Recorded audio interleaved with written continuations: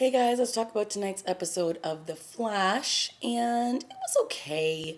Um, there were some key things that happened. We found the new Firestorm in a kid who was a really good football player, and then he got hit when the particle accelerator exploded, and he ended up getting these traits in him that could allow him to merge with Dr. Stein. So now that Dr. Stein has gotten sick and he keeps fainting and his temperature is like 140 something degrees, they need to help him out stat. So they track down a couple of people who they believe have this metahuman gene in them that can help Dr. Stein.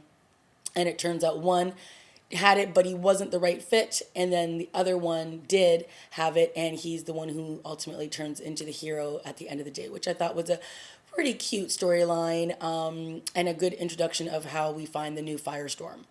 Other stuff that went down, Iris reconnected with her mom and she basically told her to kick rocks. She said she wasn't interested in getting to know her, that she had been gone for 20 years and she was fine with that. And then we found out that Iris's mom was sick, and so her father was like, well, maybe you should try to get to know your mom. And then Iris, being an investigative reporter, found out that her mom lied about something else, and that is that she has a son and that he was born 8 months after she left when she took off from them 20 years ago. So somewhere there's a 19-year-old or ish kid out there that is either Iris's half brother or her full brother. And that storyline was, fine. I thought it was kind of weird though that they didn't have Barry and Iris in any scenes in this episode, considering she was going through such a traumatic family experience. They didn't have them talk about it in last week's episode when she found out that her mom was still alive, and then they didn't have him talk to her at all in this episode. Just the father, just Joe, and I get that, but that they would talk. But I would at least think that he would talk with his best friend about the fact that her mom is alive. And I'm sure that they've had conversations, but it's just weird that we didn't see any on screen. So that kind of jumped out to me in this episode. Then we also got, it looks like Barry's going to move on, which is totally fine. He has found an interest in Joe's detective partner, which is cute and she's quirky, and they kind of have that same similar nerdiness about them, which is fun and it's lighthearted and everything. So, Joe was like, "Listen, you've loved Iris since you guys were 10 or 8, and she was your first crush, she was your first love, but it's okay to move on and find happiness somewhere else." So obviously, I think that is how the storyline is going to move forward this season, and not try to keep pushing the Iris and Barry love story, and that's fine if they at least allow Barry and Iris to continue a good friendship where it seems viable that they would end up husband and wife somewhere in the distant future.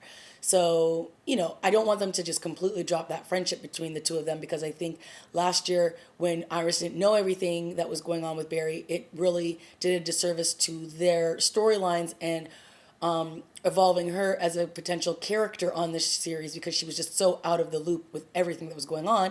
So now it'll be interesting to see how they write it with this new love interest and the fact that she won't know that Barry is actually the Flash in this episode.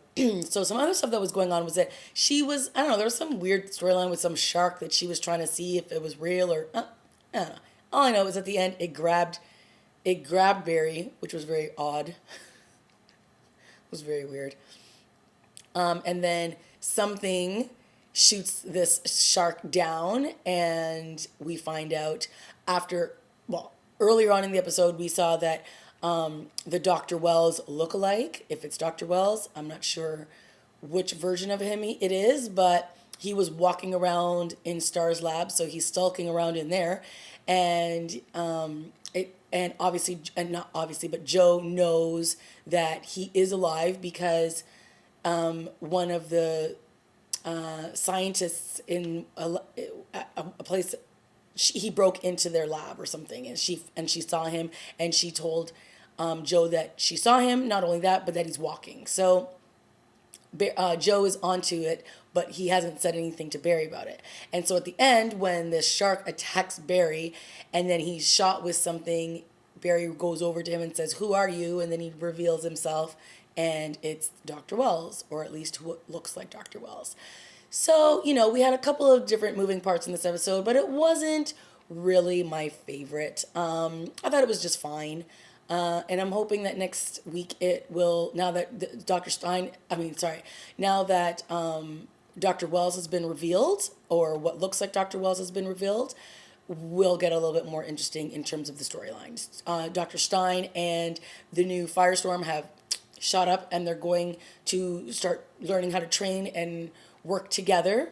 And so he won't be around for a little bit, which is obviously, why Dr. Wells' character is going to come back, I guess, in the next couple of episodes. So, the episode was fine. It didn't jump off the page for me. So, hopefully next week's will improve a little bit in that way. But, it's The Flash. It's fun. It's quirky.